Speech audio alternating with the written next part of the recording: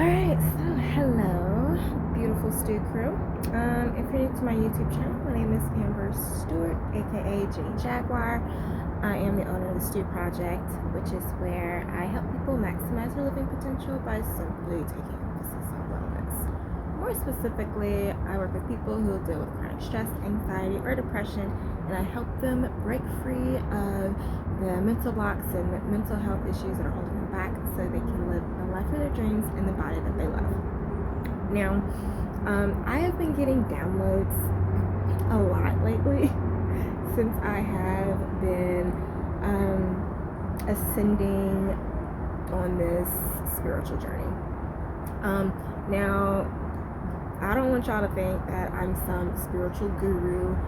I am not, but I feel like I'm on my way to be that. So at this point, I am just logging my spiritual journey right now, and I'm doing life coach PSAs and health coach PSAs in lieu of me doing these ramblings on these channels. So today I wanted to talk about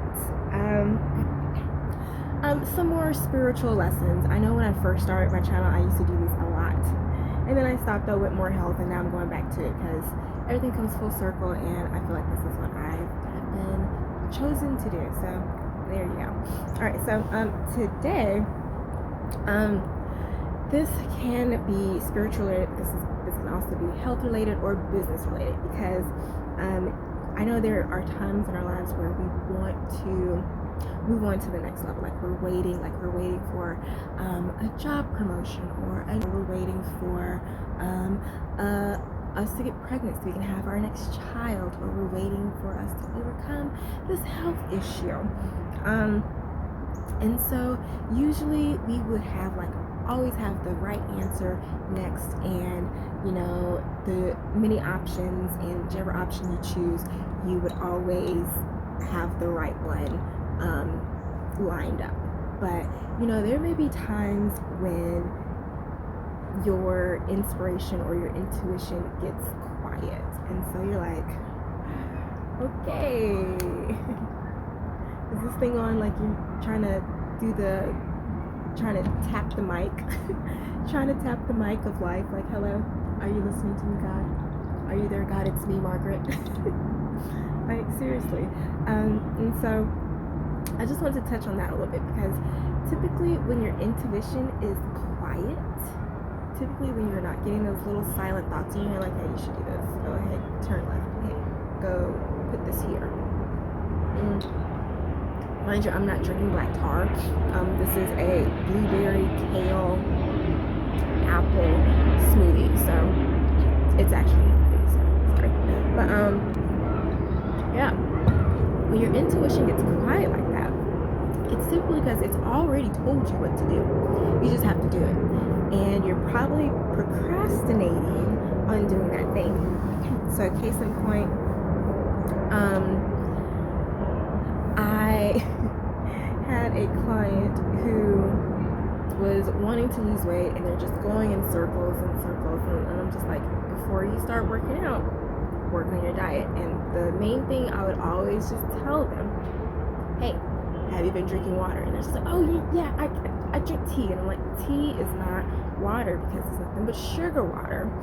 And I went over the labels with her and told her, like, hey, this is just sugar. And I'm just like, you have to build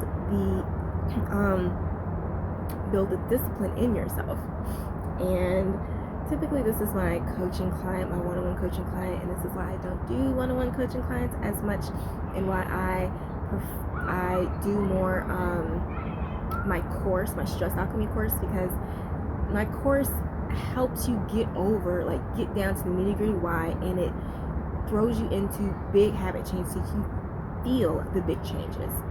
And so once you feel those big changes, it's so much easier for you to stay on track, and you're getting your mindset together as well. And so it's a lot easier to stay consistent. But anyway, back to my one-on-one coaching client.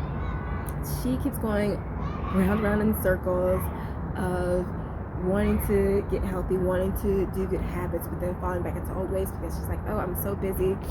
oh, I can't do this, oh, I can't do that. And so I'm just like, yo, just start. And this is what I call the Mountain Dew breakthrough, because I had another client who changed her entire life just by switching out Mountain Dew for a smoothie. And so my current client, she had wanted to start working out, and it didn't work.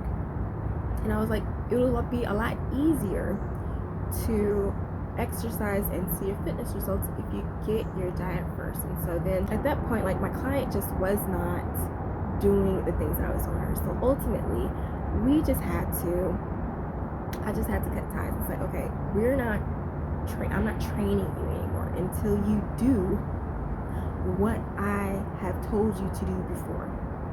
Like, just do what I've already told you to do. Start with the drinks, and then your meals will fall into place, and then you're gonna have the energy to exercise.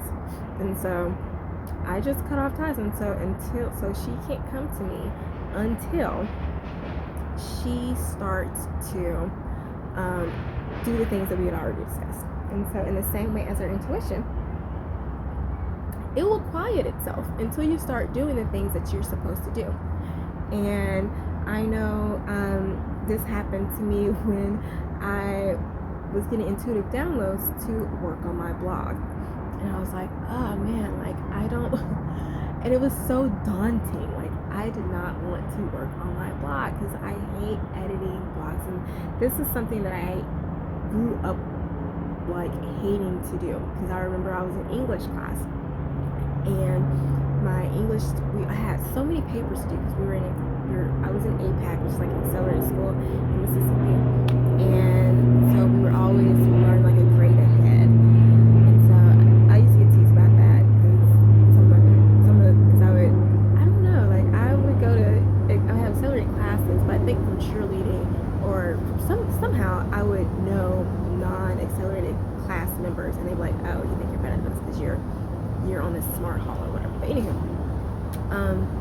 your intuition will quiet itself down until you finally do what you need to do. And so I didn't see my breakthroughs until I didn't start getting more intuitive downloads until I started working on my blog. And so once you start doing the things that you need to do, then your breakthroughs are going to come. So we need to, when you start noticing that your intuition is getting quiet, that is when you need to start replaying all those things in your head. Start looking around. What things have I been procrastinating on? Why have I been procrastinating on these things? And next week I'm going to follow up with this story, because I know procrastination is a very big issue and I deal with it too. So I'm going to offer you tips on how to overcome and beat procrastination, so you can do the things that you don't want to do that's keeping you from your breakthrough, and so you can do it without motivation needed. So I hope this helps, and I'll talk